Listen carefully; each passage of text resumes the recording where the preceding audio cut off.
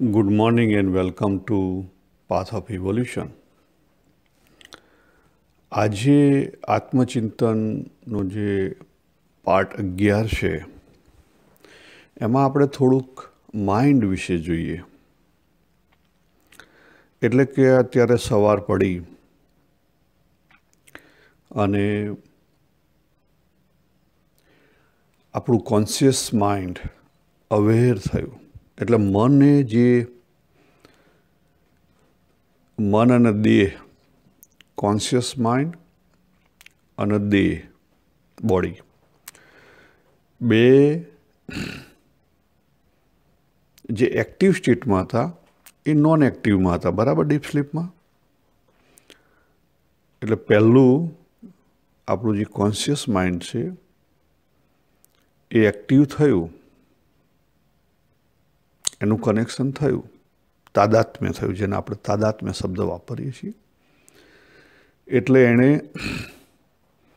આપણા દેહને પકડેલો છે, બરાબર, એના આધારે જીવી રહ્યું છે. એટલે તરત જ આપણું ગ્રોસ બોડી એક્ટિવ થયું.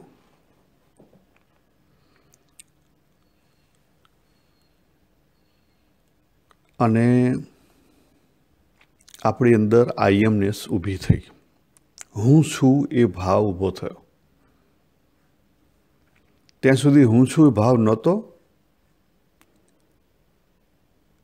ઇનએક્ટિવ હતો, કારણ કે કોન્શિયસ માઇન્ડના કારણે આપણું એક્ટિવ લાઈફ છે. આપણે કોમામાં પડ્યા હોઈએ તો લાઈફ તો છે, પણ એ લાઈફ નથી, બરાબર. જીવતું મળદું કહેવાય એને.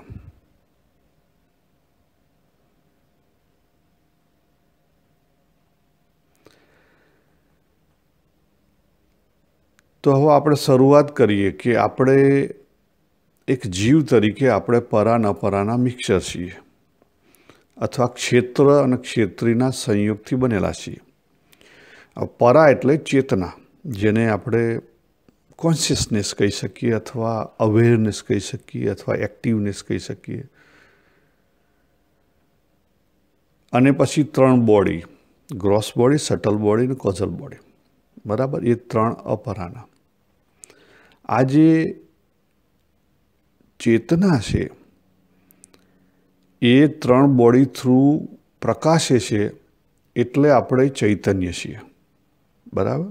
ચૈતન્ય એટલે જીવતું, જાગતું, ચેતનવંતું.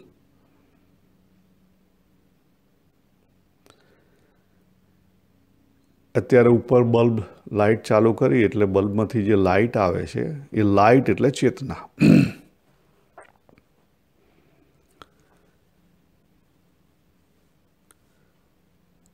તો આને આપણે થોડુંક સમજીએ કે આપણું જે પરા છે, આપણે એમ કહીએ ને કે હમ બ્રહ્માસ્મિ કહીએ છીએ, પણ બ્રહ્માસ્મિ કઈ રીતે, કેમ? આપણને પ્રશ્ન થાય કે મારી પોસ્ટ તો લિમિટેડ છે અને અહમ બ્રહ્માસ્મિ કહું તો મારી પોસ્ટ તો આખા વર્લ્ડમાં થઈ જાય. ના, એ સમજણ આખી ખોટી છે. એ રીતે નથી, બરાબર, એ રીતે છે નહીં. એટલે આપણે કેવું શોધવા પ્રયત્ન કરીએ કે અહમ બ્રહ્માસ્મિ, હું એનલાઇટન થઈ ગયો એટલે મને આખી દુનિયા દેખાય. ના, એવું ના, એ નથી.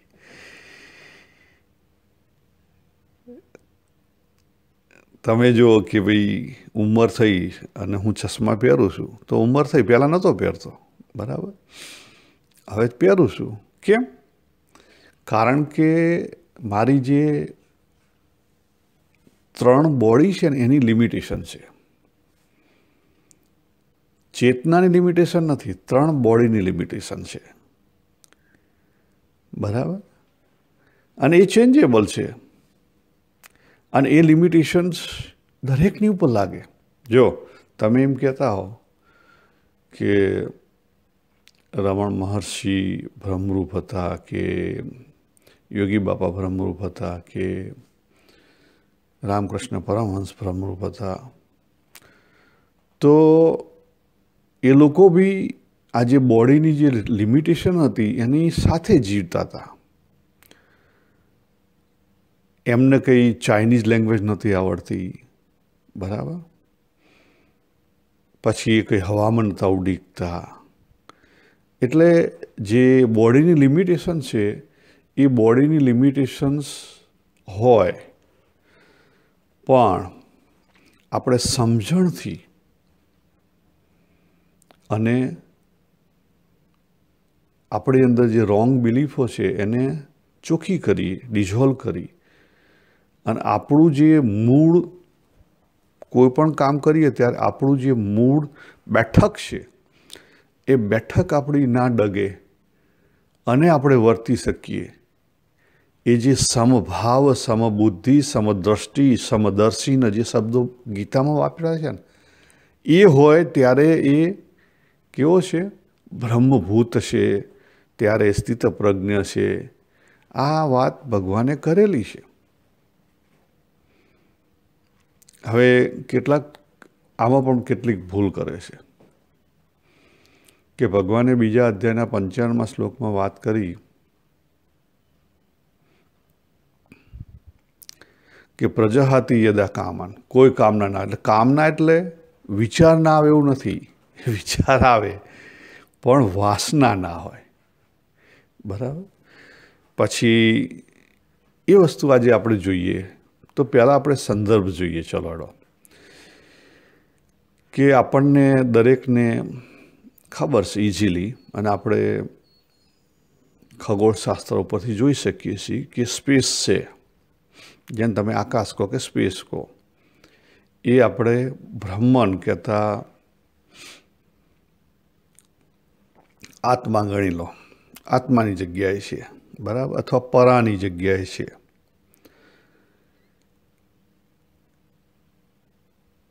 પછી આપણી પૃથ્વી છે, સપોઝ પૃથ્વીને પકડો તમે, તો પૃથ્વીની આજુબાજુ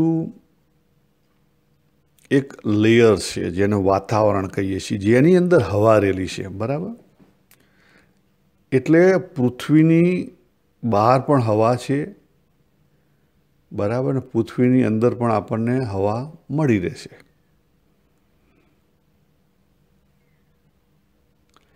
તો જે સ્પેસ બધે છે, પૃથ્વીની બહાર જે વાતાવરણ છે એ સમજી લો કે એટલું એક્સટેન્ડેડ આપણું સટલ બોડી છે. પૃથ્વી એ આપણું ગ્રોસ બોડી છે. એટલે આપણું જે સટલ બોડી છે એ આપણા ગ્રોસ બોડી કરતાં એક્સટેન્ડેડ છે, એનો એક્સેસ વધારે છે. આપણે એને એક્સેસથી ઓળખી શકીએ. અને જેટલું સટલ બોડી એટલે કે આપણું માઇન્ડ અથવા મન એટલે અંતઃકરણ. મન અહીંયા હું જે શબ્દ વાપરું છું એનો અર્થ શું છે? અંતઃકરણ, જેની અંદર ચારે વસ્તુ આવી ગઈ. કઈ કઈ ચારે વસ્તુ આવી ગઈ? તો જે એના 4 ફેકલ્ટી છે,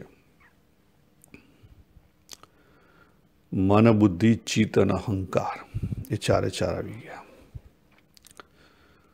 તો જેટલું આપણો માઇન્ડનો વિસ્તાર છે સટલ બોડીનો, એટલો આપણો આઈએમનેસનો વિસ્તાર છે.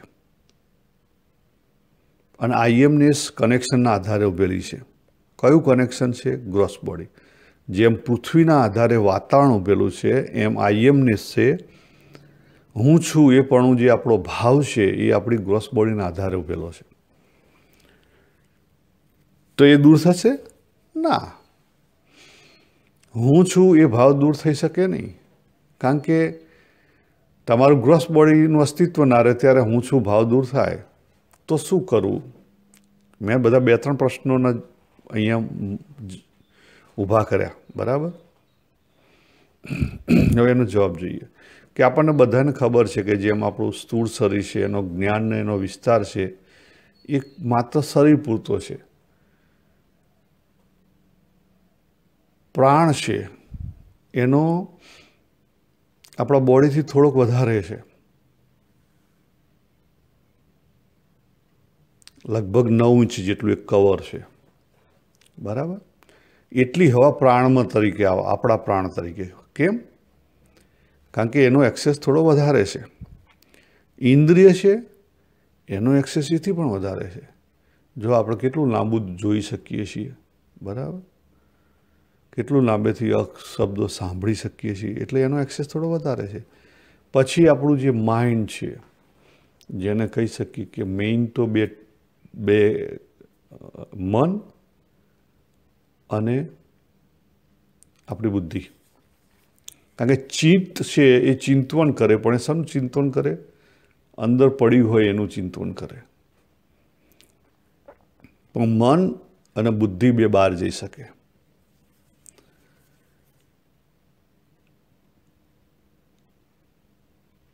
તો જે મન છે અને બુદ્ધિ છે એ બંને આપણા એમનો વિસ્તાર ઘણો છે. આપણે અહીંયા ઊભા છીએ, પણ બી હાલ ઇન્ડિયા પહોંચવું હોય તો પહોંચી શકીએ.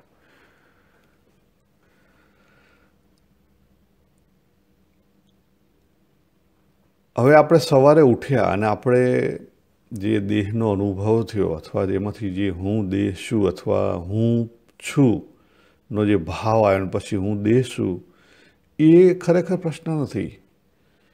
પ્રોબ્લેમ ક્યારે ઊભો થાય છે કે દેહાત્મ અભિમાન ઊભું થાય. હું આ દેહ છું એ પ્રશ્ન છે. અને આપણી સાધના કઈ હોવી જોઈએ? હું આ દેહ છું એથી પરની હોવી જોઈએ. એથી જ આપણે આપણો વ્યવહાર છોડવાનો છે. થોડોક ભેદ છે, ખ્યાલ? અને હું આ દેહ છું એને લઈ આ દેહ અને એ દેહના પદાર્થો અને એ દેહના સંબંધીઓ એને લઈને આપણને બધા પ્રશ્નો છે. અને એને લઈ અને આપણે વ્યવહારમાં અપ્સ એન્ડ ડાઉન કરીએ છીએ, બરાબર? એટલે એને લઈને આપણને એ જે અહંતા છે એને લઈને મમતા, દેહ સંબંધી પદાર્થ અને સંબંધીઓને લઈને મમતા, અને એ મમતાઓને લઈ અને કામના છે. કામના કહેતા વાસના છે. વાસના એટલે અધૂરું છે ને મારે મેળવવું છે.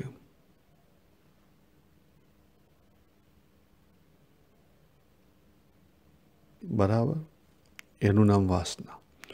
તો આખી ભગવદ્ ગીતાનો સાર છે કે સમત્વ લાવો લાઈફમાં. તો સમત્વ બે જગ્યાએ આવે. પહેલું અંતઃકરણમાં સમત્વ આવે, અંતઃકરણ, બરાબર, માઇન્ડ, સટલ બોડી. અને પછી સ્વરૂપનું સમત્વ આવે. તો અંતઃકરણનું સમત્વ આવે એટલે શું થાય? આપણને સાચી સમજણ કેળવાય, સાચી સમજણ આવે કે જેની અંદર જે ભગવાન સ્વામિનારાયણે વાત કરી કે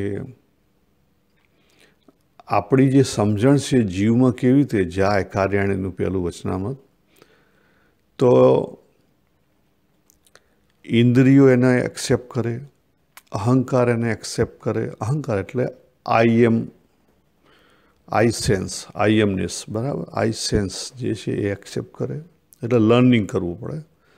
પછી ચિત્ત એક્સેપ્ટ કરે, એટલે અંદર જે આપણી અંદર જ્ઞાન પડ્યું છે અને આપણે જે અત્યારે હાલ લર્નિંગ કરે આઈ સેન્સ, એ બંને એક થવું જોઈએ. પછી આપણું મન અને બુદ્ધિ એક્સેપ્ટ કરે, ત્યારે એ આપણી જીવની અંદર જે બિલીફ સિસ્ટમ છે એ ચેન્જ થાય. સિવાય એ બિલીફ સિસ્ટમ ચેન્જ થાય નહીં. ભગવદ્ ગીતાનો 3 અધ્યાયનો 42મો અને 43મો શ્લોક. એટલે આ સમબુદ્ધિ અને સમભાવ અંદરથી આવે છે, પણ આ વસ્તુ કરવી પડે આપણે. તે વસ્તુ થાય તો કેવી રીતે થાય? તો કેવી રીતે આપણને ખબર પડે કે આપણે એ વસ્તુ કરી શક્યા છીએ? તો હું તમને એક એક્ઝામ્પલ આપું સમબુદ્ધિ અથવા સમભાવનો. આપણા પોતાના દેહના બધા અંગો છે. હાથ છે, પગ છે, આંખ છે, ચહેરો છે, બરાબર. એને આપણે અલગ માનીએ છીએ. બરાબર, માનીએ છીએ ને, કારણ કે આપણે મન બુદ્ધિમાં એ અલગ જ છે. બુદ્ધિથી આપણે ક્લિયરલી માનીએ છીએ કે અલગ છે. એનો ઉપયોગ પણ આપણે અલગ કરીએ છીએ. જો બહાર નીકળીએ તો આપણે માથાના વાળ ઉડાવીએ, બરાબર, ચહેરો બરાબર ધોઈ દીધેલો હોય. બાકી કેવું હોય, ગંજી કે ચડ્ડી અંદર તૂટેલી હોય તો ચાલે, ખ્યાલ આવે, એટલે બાર ઉપર સારું શર્ટ ને પહેરી લીધું એટલે ચૂકી. એટલે વ્યવહારમાં આપણે એનો ઉપયોગ અલગ છે, આપણે અલગ માનીએ છીએ, એનો ઉપયોગ અલગ કરીએ છીએ, અને વ્યવહારમાં એનું મહત્વ પણ આપણે અલગ આપીએ છીએ.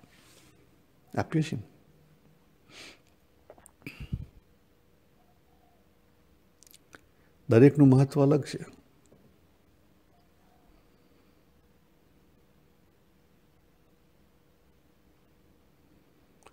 છતાં તમે વિચાર કરો, છતાં બધા અંગો પ્રત્યે આપણો કેવો છે? સંભાવ છે, મારાપણું છે, સમબુદ્ધિ છે. તમે કહેશો કેવી રીતે? ઓકે, તમારા દાંતથી તમારી જીભ કચરી, બરાબર, તો આપણે સાણસી લઈ અને દાંતને કાઢી નાખીએ છીએ? ના. એક હાથને ખણાય તો બીજા હાથે ખણીએ છીએ, એને થેન્ક યુ કહીએ છીએ. આપણે પેનલ્ટી નથી કરતા કે થેન્ક યુ નથી કહેતા, બરાબર. એટલે મારાપણું છે આખા બધા પ્રત્યે. એમાં આપણને રાગ દ્વેષ નથી. જો છે રાગ દ્વેષ, દાંતથી જીભ કચડાય તો આપણે દાંતને કાઢી નાખીએ છીએ. હવામાં દાંત જોતા જ નથી, ખોટું કરે છે, જીભ કચડાય ના. અને જીભ કંઈ બોલી નાખે અને પછી કોઈક આપણને મેથી પાક આપે એટલે બોડીને મેથી પાક પડે તો આપણે જીભને કાપી નાખીએ છીએ? ના. કેમ? સમબુદ્ધિ છે મહારાજ, સમજો. આ સમજણ છે. આ રીતે જ આપણે જગતનો વ્યવહાર કરવાનો છે. વ્યવહાર અલગ હશે, છતાં સમભાવ સમબુદ્ધિ રાખવાની છે. તો પછી જે આપણે કહીએ દેહાત્મ અભિમાન, અહંકાર જે ઊભો થાય છે, થોટરૂપી જે અહંકાર ઊભો થાય છે, બુદ્ધિમાંથી જે ઊભો થયો અને જેણે બોડીને પકડ્યું, એ નહીં ઊભો થાય.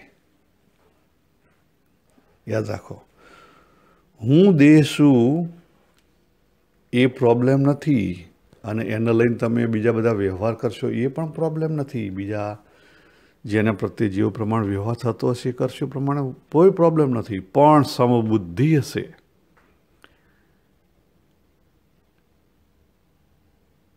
સમજણ સાચી હશે. સમબુદ્ધિ કેવી રીતે થાય? સમજણથી થાય. આમાં તમને અહીંયા કહેવું છે કે જેમ આપણે સમજણ રાખીએ છીએ આપણા દેહના બધા અંગો પ્રત્યે, એ રીતે જો આપણે વ્યવહારમાં સમજણ રાખીએ બીજા બધા પ્રત્યે, તો દેહ ભાવ હોવા છતાં દેહાત્મ અભિમાન ઊભું ના થાય. મોટા સત્પુરુષો આ રીતે વર્તે છે. આ રહસ્ય છે, કોઈ નહીં સમજાવે તમને. અને એમનું જીવન કેવું બની જાય? Cosmic Bing. તો કોસ્મિક બિંગ તરીકેનું જીવન એટલે શું? તો જેમ કોસ્મિક ફ્લો છે એ જીવન છે, બરાબર. સંસાર ચાલ્યા જ કરે છે, અનાદિ છે,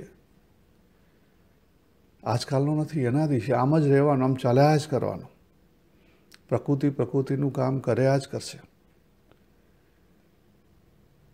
તો આપણે એની અંદર એક કોસ્મિક બિંગ તરીકે જીવવાનું છે. જે રોલ હોય એ ભજવવાનો છે, પણ જેમ છે તેમ ભજવવાનું છે. આપણે જેમ છે તેમ નથી ભજવી શકતા, એ પ્રોબ્લેમ છે.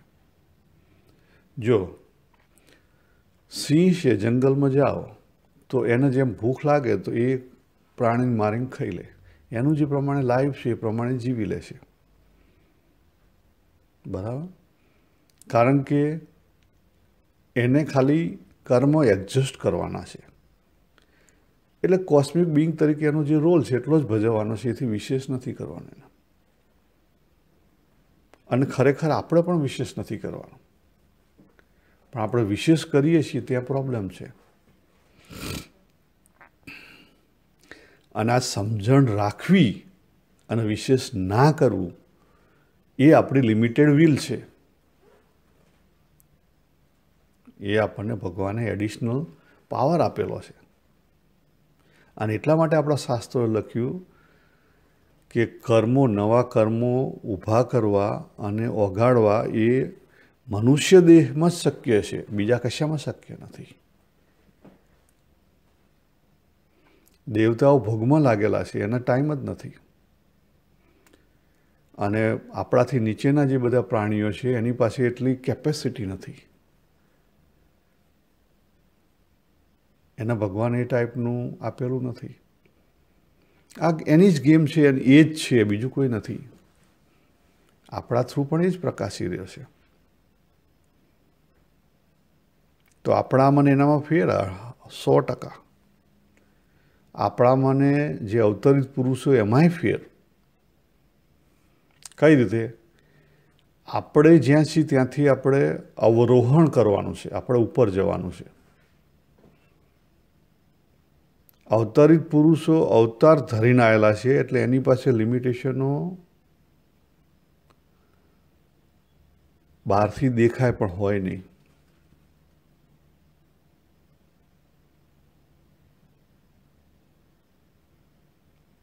અને પરમાત્મા એ તો આખું તત્વ છે કે જેના આધારે બધું ઉભેલું છે. એ તત્વ બહારથી ના જોઈ શકાય. આપણે એમ કહીએ કે દર્શન થયા, દર્શન થયા. ક્યાં દર્શન થયા? એ મનનો ભાગ છે. કામ આવે ને જાય એ મનનો ભાગ છે.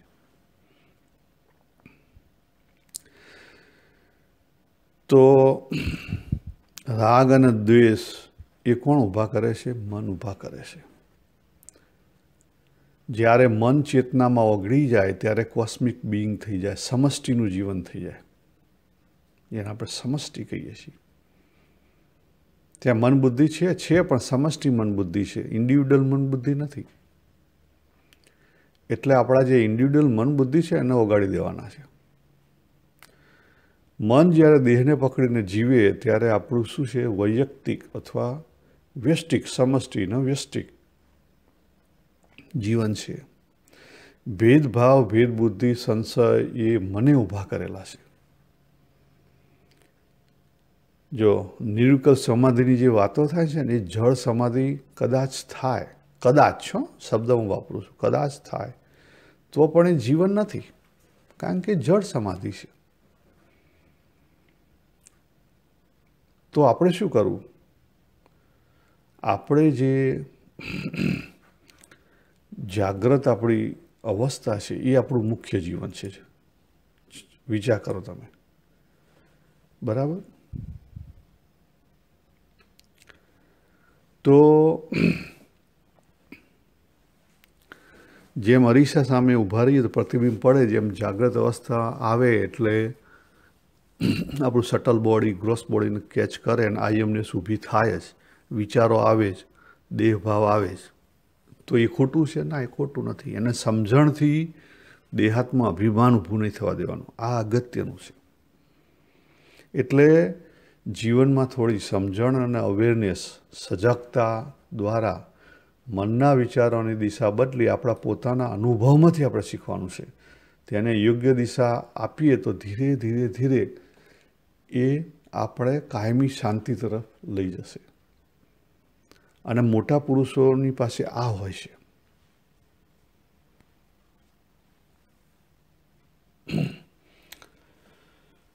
એટલે આમાં આપણને શું મદદ કરી શકે? તો કઈ સમજણ? દાખલા તરીકે સિમ્પલ આપણે વિચારીએ કે પહેલો એક્ઝામ્પલ લઈએ કે દરિયો મોટો છે, અનંત નથી પણ મોટો છે. તેમાં માછલીઓ અંદર ફરે તો દરિયાને ફેર પડે? ના પડે. માછલી ઘરમાં નાનું પેલું માછલીઓ મૂકેલું તો એને લઈને પાણીને ફેર પડે? ના પડે. પછી અનંતમાં જઈએ, સ્પેસ અથવા આકાશ છે. એમાં ઘણા બધા પ્લેન ઉડે કે વાદળા આવે ને જાય, બરાબર,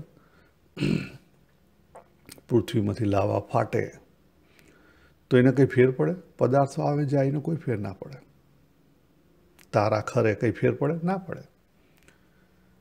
તો જે તારા ખરે છે ને, તો તારા આપણા પૃથ્વી કરતાં અનંત ઘણા મોટા છે.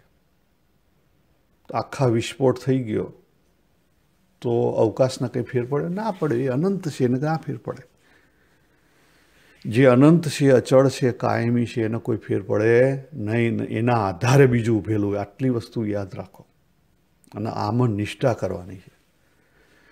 પણ આવો અભ્યાસ કરીએ, ચિંતન કરીએ, ત્યારે આપણને એમાં ધીરે ધીરે નિષ્ઠા થાય. પછી ચિત્તાકાશ જોઈએ. સ્થૂળ આકાશથી ચિત્તાકાશ. ચિત્તાકાશ એટલે આપણું માઇન્ડ. એમાં વિચારો આવે જવે તો માઇન્ડનો ફેર, મનનો ફેર પડે? ના પડે. પછી ચિદાકાશ લો. જાગ્રત, સ્વપ્ન, સુષુપ્તિ, સમાધિ, એક જન્મ, બીજો જન્મ, જન્મ, મૃત્યુ, દેહ આવે જાય, કંઈ બી આવે જાય, કોઈ ફેર ના પડે. બરાબર. અહીંયા આપણી બેઠક કાયમી રાખવાની છે. આ સમજણ પાકી રાખવાની છે. તો આપણે જે વિચલિત થઈએ છીએ ને, પ્રભાવી થઈએ છીએ, અને પ્રભાવી થઈએ છીએ એને લઈને શું થાય છે? આપણા જે વિચાર ઊભો થયા પછી એમાં જે પ્રવાહ આવે છે ને, એ પ્રભાવના કારણે છે. એ પ્રવાહ ના ઊભો થાય એનો અર્થ જ સમત્વ. એટલે પહેલું અંતઃકરણનું સમત્વ આવે ને પછી સ્વરૂપનું સમત્વ આવે. અંતઃકરણના સમત્વથી અંદર હાર્મની થાય અને સ્વરૂપના સમત્વથી અંદર બહાર બધે હાર્મની થાય. તો આપણે જે ઘણા બધા લોકો અત્યારના ફિલોસોફરો વાત કરે છે, તમે જો કોન્ટ્રાડક્ટરી ફિલોસોફીની વાતો થતી હોય છે. કેટલાક બી હિયર નાવ, પ્રેઝન્ટમાં રહો, બરાબર, અને સ્ટીલનેસ, આની બહુ જે વાતો કરે છે. અને આમાં આપણને ઘણા બધા લોકોને સાચા અર્થમાં ખબર નથી પડતી. બી હિયર નાવ એટલે આપણે એવું સમજીએ છીએ કે વિચારો આપણે કરશો નહીં. પહેલી વસ્તુ ઘણા લોકો એવું સમજે. સ્ટીલનેસ એટલે વિચાર ના કરો, બરાબર, મેડિટેશન કરે, બને એટલો વિચાર ના કરે. બીજા એવું સમજે કે માત્ર વિચાર, કામ, અત્યારે જે કામ કરતા એટલો જ કરવો, બીજો ના કરવો, બીજો ના આવવો જોઈએ. એ આપણા હાથની વસ્તુ નથી, ના આવવો જોઈએ. એને તમે નહીં રોકી શકો. તો રોકી કેવી રીતે એકાશે? બરાબર. તો સાચી પ્રેક્ટિસ કરશો ને તો રોકી એકાશે. ભગવદ્ ગીતા શું કહે છે? જો ભગવાને બી હિયર નાવ માટે વાત કરી 18મા અધ્યાયના 54મા શ્લોકમાં. બ્રહ્મભૂત પ્રસન્નાત્મા ન શોચતી ન કાક્ષતી. ન શોચતી ન કાક્ષતીમાં અર્થ શું થયો? કે જે ભૂતકાળમાં નથી, ભવિષ્યમાં નથી, પણ એની પહેલાં ભગવાને વાત કરી દીધી. બ્રહ્મભૂત પ્રસન્નાત્મા. જ્યારે તમે જ્યાં છો ત્યાં પ્રસન્ન હશો. હવે પ્રસન્ન કેવી રીતે થવાય? તો એની વાત બીજા અધ્યાયના 55મા શ્લોકમાં વાત કરી. બરાબર. ત્યાં શું કીધું? આત્મને આત્મના તુષ્ટ. જ્યારે આપણે જ્યાં છીએ ત્યાં આપણા પોતાની અંદરથી સંતુષ્ટ હશું, સંતોષ હશે, કૃતકૃત્યતા હશે, પૂર્ણપણું હશે, તો આપણે એ સમયે પ્રસન્ન હોઈશું. આપણે એ સમયે હેપીનેસ એક્સપ્રેસ કરતા હશું. બી હેપી કહીએ છીએ ને, એ આ વસ્તુ કહેવાય. હેપીનેસ એક્સપ્રેસ કરતા હશું. અને જે સમયે આપણે હેપીનેસ એક્સપ્રેસ કરતા હશું, એ સમયે આપણે બી હિયર નાવ છીએ. એ સમયે આપણે પ્રેઝન્ટ છીએ. અને એ સમયે આપણે કોસ્મિકમાં છીએ, આપણે સ્ટીલનેસમાં છીએ. એ સમયે આપણે આપણા દેહાભિમાનમાં સવાર નથી.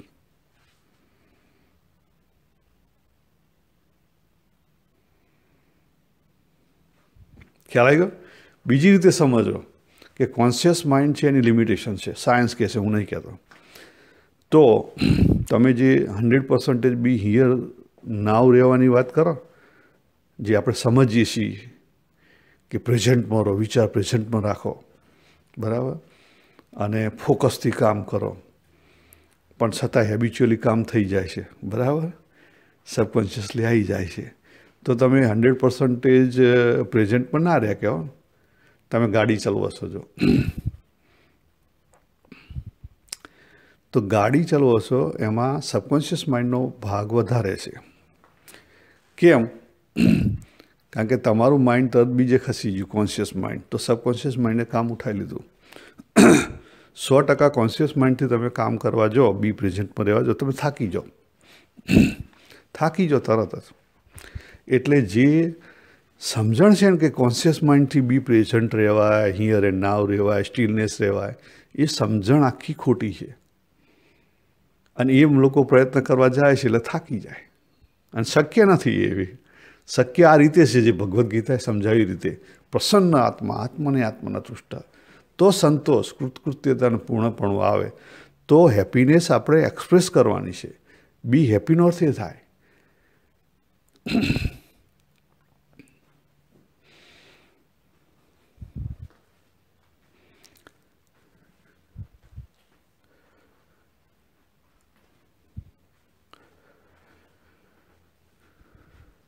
તો હેપીનેસ તમે એટલે હા હા કરીને હસવાનું નથી, એ હેપીનેસ એક્સપ્રેસ કરી ના કહેવાય.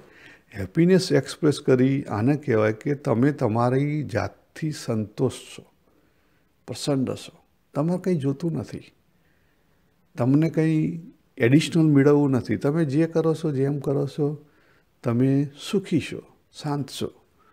મેં આગળ કેટલાક એક્ઝામ્પલ આપેલા હતા કે પેલા નાના છોકરાઓ રમતા હોય, નિર્દોષ, બરાબર, એને કંઈ મેળવવાનું ના હોય. પછી બાઈઓ બધી પેલી ગાતી કામ કરતી હોય, કામ થઈ રહ્યું છે, એ થઈ રહ્યું છે, અને એક મજાથી એ સમયનું એક્સપ્રેશન થઈ રહ્યું છે. પેલો ગોવાળ ગાતો ગાતો ચારતો હોય, ખેડૂત છે એ કોસ હાંકતો હોય ને ગાતો હોય. એટલે ગાવું એ નથી, પણ મારે કહેવાનું મિનિંગ કે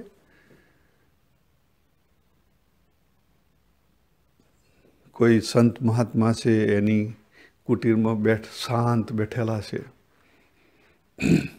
એ જ્યાં છે ત્યાં સંતુષ્ટ છે.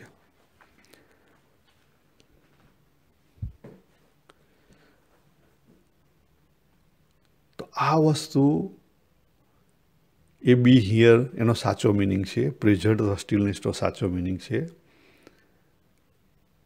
એને કોન્શિયસ માઇન્ડ સબકોન્શિયસ માઇન્ડ સાથે લેવા દેવા નથી. એ આખું કોન્શિયસ સબકોન્શિયસ બોડી બધું એની અંદર આવી ગયું, અને જીવ. એટલે સાચી સમજણ આવે તો સાચી સમજણને સજાગતાથી આપણી હેબિચ્યુઅલ જે આપણને એટીટ્યૂડ ના ગમતા એ બદલી શકાય. પણ એ જીવની અંદર પહેલું બદલવું પડે. જ્યાં સુધી જીવની અંદર જે વેલ્યુ સિસ્ટમ છે એ નહીં બદલાય, ત્યાં સુધી કોઈ કામ નહીં થાય.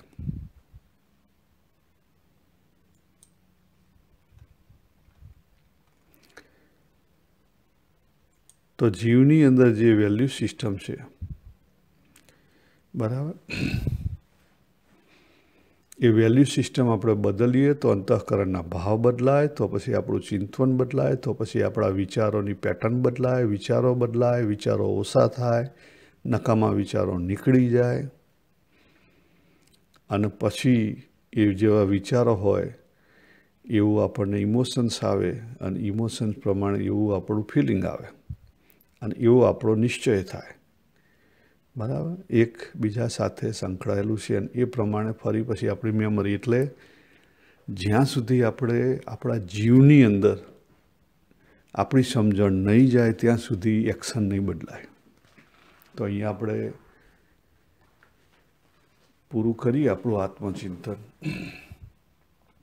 શ્રી સ્વામિનારાયણ ભગવાનની જય.